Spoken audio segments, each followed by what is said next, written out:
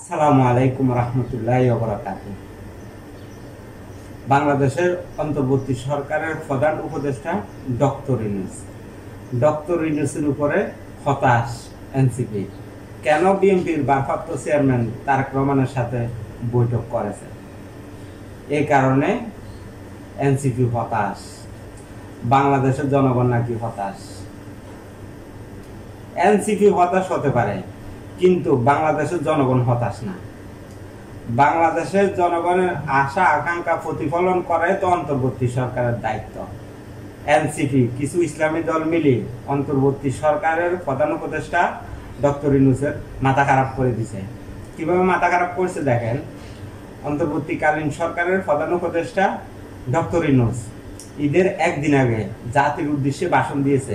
ভাষণে বলছে কি, 2026 সালের এপ্রিল মাসে মাঝামাঝিতে নির্বাচন হবে, এই ঘোষণা দিছে।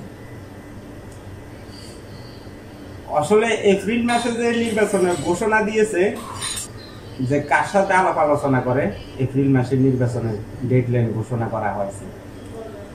তো আসলে এককভাবে যদি কোনো সিদ্ধান্ত নেওয়া হয় তাহলে ওটা বিতর্কিত হয়ে যায়। তো ডক্টর ইউনূস বারবার বিতর্কিত সিদ্ধান্তগুলো নিচ্ছে। আজকে বিতর্কিত সিদ্ধান্তগুলোর কারণে বাংলাদেশের বিএনপি ভারপ্রাপ্ত চেয়ারম্যান তারেক রহমানের সাথে বৈঠকে বসে বাংলাদেশের অন্তর্বর্তীকালীন সরকারের প্রধান উপদেষ্টা কিভাবে এই সমস্যা থেকে উত্তোলন হওয়া যায়, এই কারণে বৈঠকটা হয়েছে।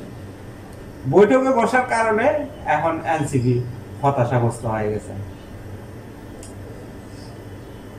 চিন্তা করেন কারবারটা। তাদের পক্ষে যদি কিছু হয় তাহলে তারা খুশি, আর তাদের বিপক্ষে যদি কিছু যায় তাহলে তারা হতাশ হয়ে যায়।